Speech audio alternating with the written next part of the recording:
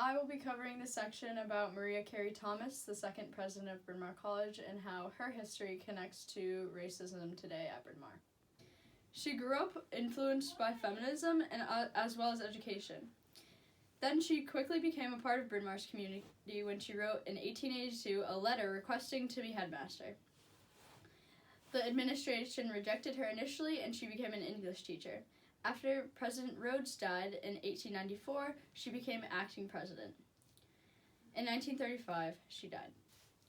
In 2017, investigators as well as students from the Coalition of Black at Bryn Mawr began to look into the racist history behind M. Carey Thomas.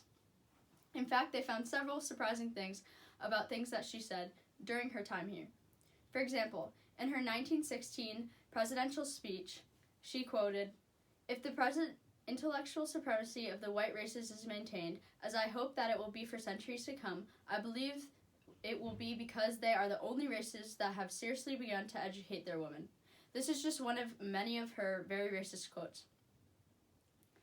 Also, in correspondence with Marion Park, another president of Bryn Mawr College, about whether to let Black students be educated at Bryn Mawr, she clearly expressed that she would allow them to be educated at Bryn Mawr, but only on the restriction that they lived off campus. She refused to consider admission of African American students as well, and even rescinded admission offers to a Black student, Jessie Redmond Fawcett, who received a scholarship to attend Bryn Mawr. But M. Carey Thomas decided that she would be transferred to Cornell University and also gave her money to transfer because she didn't want any Black students at Bryn Mawr. Her impacts today can be seen throughout campus. For example, buildings previously named after her, such as Thomas Library and Great Thomas Hall, have been changed to Old Library and Taylor Hall because Bryn Mawr refuses to acknowledge her presence and power as a racist figure in the establishment of Bryn Mawr. This section will be talking about Enid Cook, the class of 1931, the first Black graduate of Bryn Mawr College. Enid Cook was the first Black graduate of Bryn Mawr College who was initially enrolled in Howard University, but transferred with different obstacles in the way of that goal. She applied in 1927 through the early access pathway, but did not get through because she did not score high enough on the entrance exam, and therefore moved into the regular decision pool. President Marion Park, president at that time, was convinced to admit Cook on one condition: Enid Cook had to live off campus and had to commute to school every single day. Despite the setback, Enid Cook traveled half an hour every day just to reach the campus she couldn't even eat at. During her time at Bryn Mawr College, she repeatedly applied for on-campus housing, but was refused each time on the basis that her unfriendly demeanor would make other students on campus feel uncomfortable. Her role on campus was also used as a deterrent for other Black students from applying to Bryn Mawr College. Despite these adversities that BMC's administration put in front of Cook, she graduated in 1931 with a bachelor's in chemistry and bio, and then went on to receive a PhD in bacteriology from the University of Chicago and pioneered the world of women in STEM for years to come.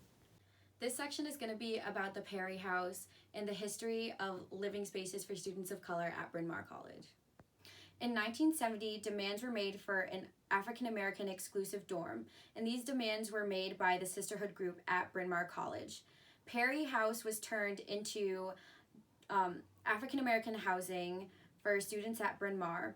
And while this was a win for students of color at Bryn Mawr, the welfare and the living conditions of the Perry House were never a priority. And the negligence of the Perry House led to its eventual removal from campus in the spring of 2012. The college announced that it was going to be taken offline. Students of color still wish to have a living space exclusive to them, which then led to the plenary resolution in the fall semester of 2012.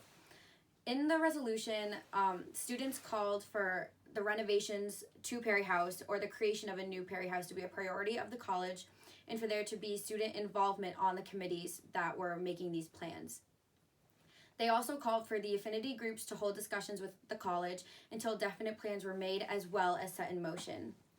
In November 16th, a student wrote a letter to the current president, Jane McAuliffe, and in her letter she wrote, "The treatment of the building is analogous to the institution's lack of commitment to the well-being of Black, Latina, and women of African and Caribbean descent at Bryn Mawr. In the letter, she asked for more from the college in terms of its commitment, money, time, and representation in the plans for building a new Perry House. She felt as though the burden was on the students of color in making plans for the new Perry House, when in reality, she felt that everyone from the college should be actively participating. In 2013 is when plans for the new Perry really started to take action. In July 22nd, 2013, interim President Cassidy approved the Hafner Students Housing Project, which was the plan that was favored and mostly planned on by the students who were on the committees. In 2014, the Relaunching Perry House Committee met for the first time in October, and in 2015, the Perry House project was set in place.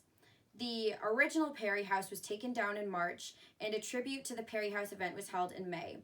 The new Perry House was built in early 2015, and students were first living there in the fall semester of 2015. Currently at the site of where the original Perry House was is the Perry Garden, and the Perry Garden will be a place for reflection and for honoring history on the grounds of the former Perry House. How it connects to the class. We often think about education as an equalizer of opportunity. However, a closer look into how education access affects students of color gives us another story. Looking specifically at Black at Bryn Mawr, we found that racism is present in the history of the college in a way that is significant to the treatment of current students of color. We find this to be most apparent in the admissions process. Students of color, upon their arrival, often feel isolated or unwelcome because Bryn Mawr is a predominantly white institution. Despite not having the physical presence of M. Carey Thomas at Bryn Mawr College, the power of her racist influence still impacts the current affairs of the college, much like how various systems of power, privilege, and oppression play out in its history. Thanks For watching.